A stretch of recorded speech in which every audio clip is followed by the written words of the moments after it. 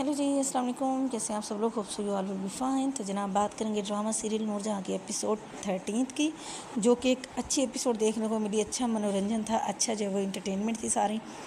इख्तियार शाह की सबसे पहले बात करेंगे। उनका जो गुस्सा था और जो जो बातें उन्होंने बोली हैं, मज़ा है उसको देखकर। मतलब रियल टाइम का रिएक्शन था। कोई भी होता उसका यही रिएक्शन आना था। अभी मजबूरी आ गई है आगे कि नूरजहाँ ने जहाँ पे उसको मार दी है तो वो बस तिल मिला के तो रह गए हैं, बट अभी उनके हाथ जो है वो बन गए। जैसा कि उन्होंने बोला कि मतलब अब बेटी को वो सामने जो है वो ले आई है, जो कि नूरजहाँ से एक्सपेक्ट नहीं किया जा रहा था कि वो इस लेवल पे जाएगी। और इख्तियार शाह की अगर बात करें तो उससे ज़रा भी डाउट नहीं है नूरजहाँ की फ़ितरत के बारे में। और उसने बिल्कुल ठीक कहा कि इतनी जल्दी गिरगिट रंग नहीं बदलता जितना नूरजहाँ बदलती है। बट फिर भी जो है वो जो इख्तियार शाह थे वो यहाँ पे जो वो मार खा गए कि इतना सब कुछ जानते हुए भी नूरजहाँ के बारे में वो उसको ये आइडिया, मतलब इतनी ज़िंदगी गुजारी है, एक्सपीरियंस है, बट ये आइडिया गेट नहीं हो सका कि नूरजहाँ किस हद तक जो है वो जा सकती है और वो कितनी बड़ी जो है वो गेम प्लानर है। एक बार उनके घर का जो है वो घर को उजाड़ के नूरजहाँ को सुकून नहीं मिला था। अभी तो आगे जाके क्लियर होगा कि असल हकीकत में नूरजहाँ की है कि ये कौन था। आई थिंक सो ये कोई मेड वगैरह होगी, तो जी ये सारा सीन हुआ। और अभी इतने सालों के बाद मतलब डाइन जो है वो सही, जितने अल्फाज उसने नूरजहाँ के लिए यूज़ किए इख्तियार शाह ने, वो सब ज़बरदस्त है कि डाइन भी जो है वो एक आधा घर छोड़ देती है। तो ये तो डाइन से बढ़ के हो गया है कि एटलीस्ट बच्चों को तो बंदा छोड़ देता है ना, कि बच्चों के बीच में ना लेके आए। बड़ों की लड़ाई है ठीक है, बट जो कमज़ोर और कमतर इंसान होता है ना, वो पहला शिकार जो है बच्चों को ही करता है।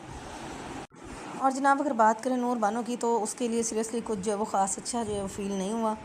कैसे उसे जो है वो मैनिपुलेट करके सारे खेल का हिस्सा जो है वो नूरजहाँ ने अपने बच्चे को भी यूज़ किया और दूसरे की बेटी को भी यूज़ किया है और उसको हिस्सा बनाया गया। और अभी उसकी रिसेंटली उसने इतना बड़ा स्टेप ले कि अपने अब्बा के अगेंस्ट जाके शादी की इमरात से।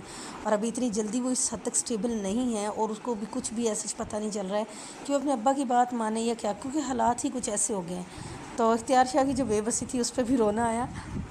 खैर नूर बानो की जो सिचुएशन दिखाई वो बिल्कुल अकॉर्डिंग टू द कह लें कि कॉन्सेप्ट है कि जो हालात बन चुके हैं दिखाए जा रहे हैं, उसमें कोई भी वो नूर बानो की जगह पे वो यही करता है। उससे ऐसा जो है फ़ैसला जो वो नहीं लिया जाता। लेकिन अभी आगे चल के जो है जैसे वो कुछ सोच रही है और जितनी अच्छे तरीके से उसने मुराद को बात की है, तो उसको आइडिया गेट हो रहा है कि जी कुछ ना कुछ समथिंग मिसिंग रॉन्ग, और जो है वो कुछ ना कुछ तो दाल में काला है ही।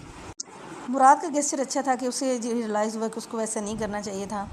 और बड़ी अच्छी कन्वर्सेशन थी मुराद की और नूर बानो की। उसके बाद मुराद ने मतलब ये पहला कह लें कि स्टेप था कि उसने एटलीस्ट किसी के लिए जाके, इनकी नूर बानो के लिए जाके अपनी नूर मामा से जो है वो आर्गूमेंट किया, क्वेश्चन रेज़ किए। तो ये एक अच्छी बात लगी कि एटलीस्ट चले मुराद इतना तो बात को जो अंडरस्टैंड करता है।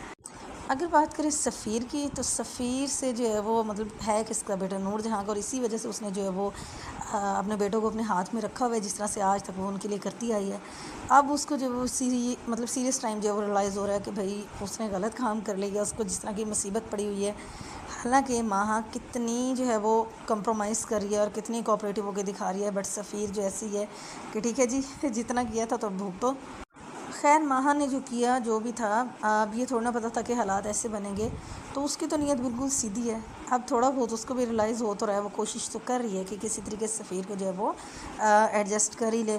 बट सफ़ीर साहब के जो मिजाज नहीं मिल रहे, वो और लड़की बना हुआ है और माहा जो है वो ऐसे जैसे उसने गुनाह कर लिया सारा सब कुछ। लेट्स सी कि नूर जहाँ का बेटा सफ़ीर जो है उसको अकल आएगी या नहीं आएगी, या कि आगे जाके क्या बनेगा।